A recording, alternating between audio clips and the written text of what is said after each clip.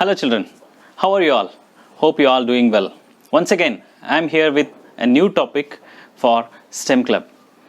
You might have studied many physical quantities in your previous classes. As you are in high school now, you have to understand the inner meanings of those physical quantities. And many physical terms you might have come across where you need some examples, illustrations and analogy.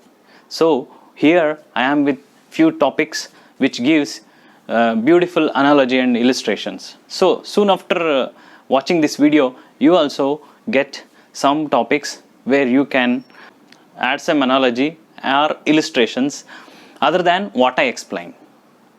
Okay, first, you know scalars and even vectors. How to explain this? That is the big question for those who come from 7th standard to 8th standard. How to identify the scalar quantities and the vector quantities. So scalar quantities, you might have learned the definitions of the scalars and vectors. But what do you mean by scalars? For example, length is a scalar, I will say. So by saying this, we cannot explain or understand the meaning of scalar. So we can give an example. See my height. My height is 168 centimeter.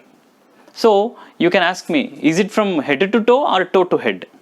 So if you measure from both the sides, the measurement is 168 centimeter itself. So it says length is not for the direction, it is only the magnitude. So you can understand easily by this example, length is a scalar. Okay, but if you take force, you have to tell I kick the ball towards the goal. So their direction you will say. With 10 Newton force, magnitude also you will say. So that is a vector quantity. So let me take another example. Conduction, convection and radiation. You come across these topics in 7th, 8th standard.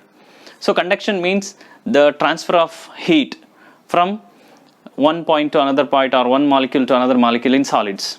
In liquids it is convection. In gases it is radiation. So how will you explain this?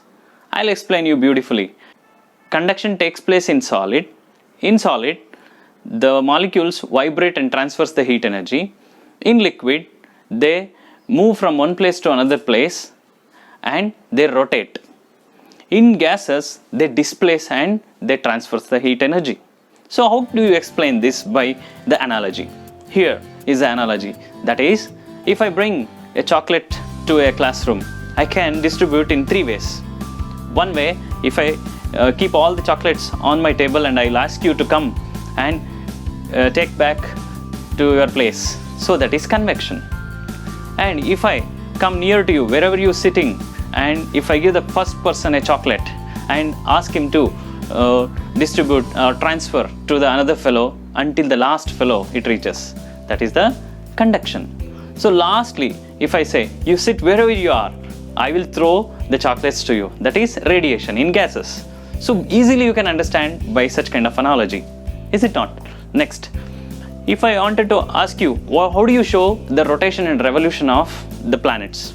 What do you mean by rotation and revolution?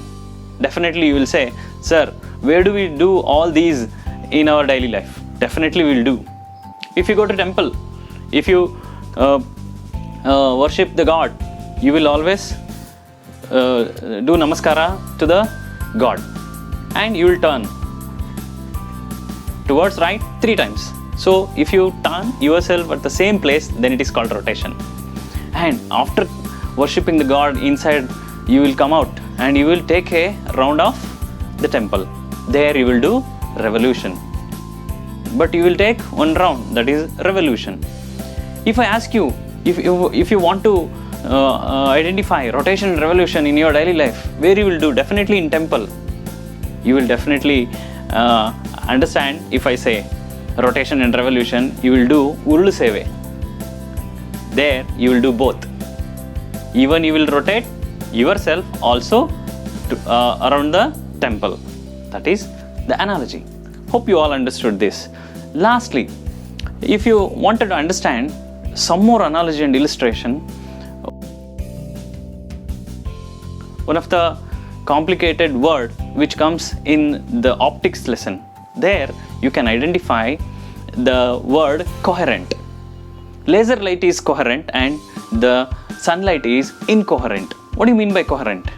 It is nothing but the phase, means identical. So you might have seen the soldiers will march, phase march in a parade. How do they march? Without changing their position, without changing their movement, they walk in such a way identical. Same way, in laser, all the light rays which are having same wavelength, but in sunlight they are having different wavelength like this. So we can understand the coherent is little bit different from incoherent. Okay, next one. I wanted to explain one more concept, that is discrete. Whenever we say discrete, the discrete means it is a fixed value. For example, two sweet stalls are in a market which are opposite. There is a competition between these two. Say if you wanted to buy there, to gather more number of customers, what they will give? They will give you offer. So if you can consider, in the month of Deepavali, there will be a rush towards the sweets stall. There, the sweet merchants will give you more offers. So there, one offer will be written like this. So only in 1 kg the sweets are available. So if you go and buy half kg, they are not going to ready to give you, because it is fixed 1 kg each. You can ask 2 kg, 3 kg, but you cannot ask 1.5 kg, 3/4 of kg and 2.5 kg, because it is fixed, because he manufactured and prepared the box 1 kg. So what he'll do, the opposite sweets stall owner, he will get an idea. He will prepare the boxes in such a way 1.5 kg box. So there you can ask 3 kg box, and even the 1.5, 1.5, 1.5, if you keep on adding, how much it will come? That means here the sweet box is quantized. So it's a fixed value. So even you can use this word quantization. Hope you all understood these analogies and illustration. Thank you, children. Have a nice day.